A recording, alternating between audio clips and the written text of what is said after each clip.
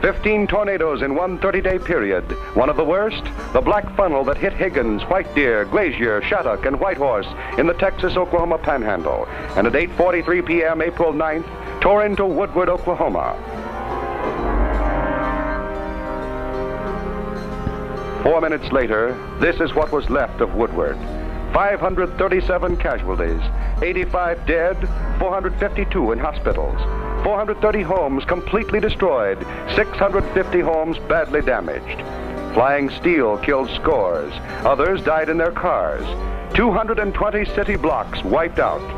Stricken Woodward was largely home-owned, and homes and the families in them are the first concerns of the American Red Cross.